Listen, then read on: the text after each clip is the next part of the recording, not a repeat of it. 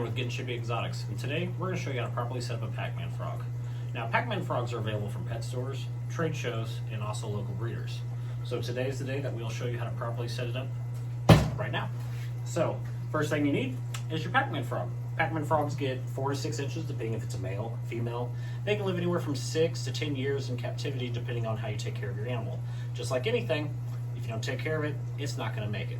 Now, the important thing to know about Pac-Man frogs is they don't drink water. They absorb all the water through their skin. So any lotions, alcohols, or anything that's on your skin can also harm the animal. So a lot of times people use gloves or they'll water their hands. Like we have a bucket of water that we'll show, we'll get our hands wet so that way, we're not taking any oils of our skin and putting into them.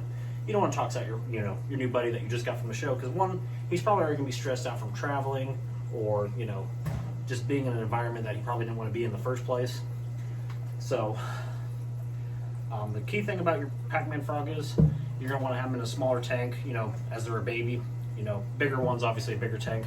10 gallons are good to use. You can get them at your local Petco, pet stores. Depending on where you're at, where you're located, 10 gallons are usually available anywhere, even at most Walmarts. And another important thing too is this house will have a screen lid, because if you got cats, kids, anything like that, you want to be putting your hand inside the tank and you find your frog's getting chewed up by some cat or a dog or something like that. Another thing that's important as well, Pac-Man frogs like to be 75 to 85 degrees. So another important thing is you're going to want to heat it. We like to use like the heat mats and not the heat bulbs, because the heat bulbs will dry them out. And you're going to want to keep your Pac-Man frog anywhere from 70, 85% humidity. And you can control that by also with the bedding, water bowls, and I like to do a misting system as well. Just in case if the dirt is getting a little bit dry, you want to give it a little spray here and there just to help it out. So we're going to set it up and kind of show you how to do it. So first things first, you need a 10-gallon tank. We got a 10-gallon tank here. We got a screen lid. We'll set that off to the side because we really don't need it right now, to show you kind of how it works. We'll flip this around so that we got more of a clear view of everything. We already have some water here to mix in with our bedding, which we like to use as Eco Earth. Now, Eco Earth comes in bricks. It comes in little bags, big bags. What I did the bag for was the convenience to kind of show you guys, a proper way of doing it versus like, large scale. Large scale, like I like to use the bricks because I'm making so many with all the frogs that we have, from our Pac-Mans, our Pixies, to our Colorado Rivers. So it's just easier to make a larger amount. If you're only doing a small tank, you don't need a brick, because a brick's going to fill up about a 5-gallon bucket worth of dirt, and then it's just going to be sitting around going to waste, and then, no point to waste anything. So what you do, you get your Eco Earth, put bedding in there. I got a measuring cup in here for little cups, don't mind that. So get your bedding in there.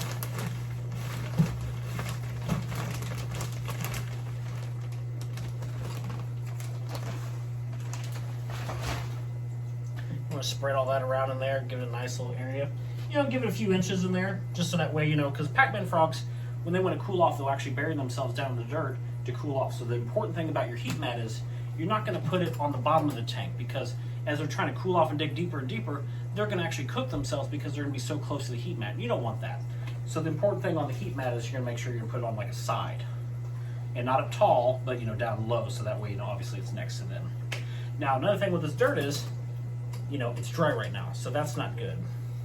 So I have my pre-made water here, in which with that pre-made water, you can use Prime, Reptisafe.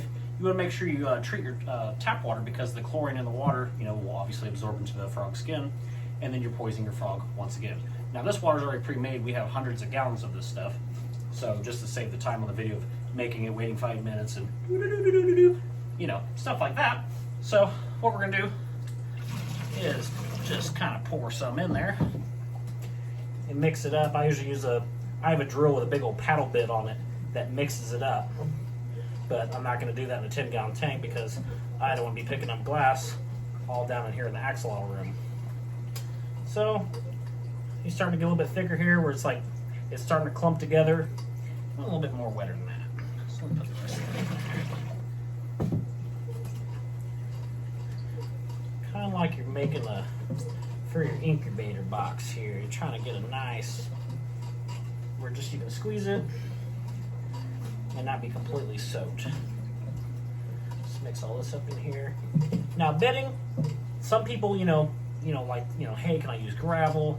Can I use dirt? Can I use this? Can I use that? Yes and no. People sometimes use gravel, but the problem is if your Pac-Man ingests it, he could get, the gravel stuck in him and he could die. You don't want to do that. I like the Eco Earth because it's super fine, and if they do eat some of it, they can pass it. Some people keep them on water. That's okay too, but you're doing constantly water changes every day because they're peeing and pooing in their water, and then they're absorbing that right back through the skin, so they're kind of self-poisoning themselves. You don't want to do that. So now that we got our bedding in here, nice and wet. So now my hands are a little wet. So what we're gonna do, sometimes the Pac-Man frogs, now they have, a big mouth. They like to bite at anything that moves. So sometimes you can just kind of motivate them to go out there, just give them a little touch without, stressing them out and grabbing them. And then he's in this little thing here, and he's gonna find a little area, and that's gonna be his little spot. Got a little bowl. You can get different size bowls. You don't want them too deep because you want to make sure they can get in and out. Usually babies, you can do like a little bowl, kind of sit down in there, get some water in there. Give him a little area so that way if he wants to soak in the water a little bit, he can, or can get out. But usually just the water inside the bedding is enough that they can absorb inside themselves as well. All right, then you're going to want to get your heat pack here, which you can your heat pad. That's off.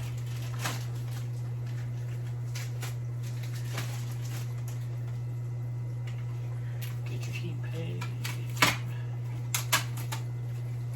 It always says under the tank, but you don't want to put them in the tank. Like I said, you don't want them cooking your frog. So, get your little pad right here. And then what you're going to want to do, I'll show you here in a second, I'll flip it around. But you're going to put it the lowest point possible, and usually on one side, so it gives him an area where he can be warm, or if he wants to move around, he can. So that way it kind of gives them an option. They can fluctuate their body temperature, and then that way they can kind of feel comfortable where they want and move around the tank. That's the nice thing about having a bigger tank. They have more options. So you turn this around. So you got the heat pad here on the side. That way he can go over there and get next to the heat, and then he can just feel comfortable with that. All right, so he's watching me. Every time I turn this tank, he's always keeping an eye on me. Other than that, if you want to keep it updated, usually like once or twice a week, you can get little sprayers. I have a little bit bigger ones. Also make sure, treated water, always treat your water. And you can give the tank a little spray down. Just add a little extra humidity in there because they love it nice and humid. He will like that and appreciate that. He's moving around in there. And then that's basically it. Plug her in, put your lid on. You got a Pac-Man set up. Now, Pac-Man can live in this basically his whole life because, like I said, he's only going to get 4 to 6 inches. Pac-Man frogs don't usually run around as much like you see a bullfrog out in the area, stuff like that. They're going to, stay in a certain area because they don't have very strong back legs. So they wait for their prey to come up and snatch them. So a good thing to do for feeders when they're small, you can do crickets. Make sure you do calcium on your crickets because crickets are, basically, they're not as nutritious as other things like dubia roaches. Dubia roaches have a really good protein inside of them. You can do earthworms, waxworms. Stay away from any kind of mealworms, superworms. They can't digest the exoskeleton. And yes, we get this question a lot. Can I feed something from my find outside? No, you shouldn't do that because why? Bugs are in other people's neighbors' yards. Your neighbors spray, pesticides and other chemicals in their grass to make their yards look great. But the problem is now that's absorbed into that animal's skin or in their liver or blood or whatever you want to call it. And then you're feeding it to your animal. You're essentially poisoning your animal. So when it comes to an animal, take care of it right. Go to a pet store, get the proper food, take care of your animal. It's, common sense with anything. Other than that, there's nothing really much else I can tell you other than if you wanted some really good reading material, Pac-Man's as a Pet. It's a great book. It's a great knowledge for, it gives you anything from like breeding, temperatures, foods, diets, even gives you, the different diseases, what causes them, color, just anything and everything you could ever think of. It's a great reference book. It's great, just to read through, you get a little bit more knowledge on everything. So that's about it. If you have any questions, feel free to leave them in the comments. Our next care video will be probably Pixies, Colorados. Like I said, right now we're in the axolotl room, so little axolotls that are swimming behind us. We'll probably do a video on them as well. But this will give you kind of just the basic nature, and the ease of setting up a Pac-Man is pretty simple to do. Anyone can do it. They're pretty affordable. Just make sure you're not freezing them.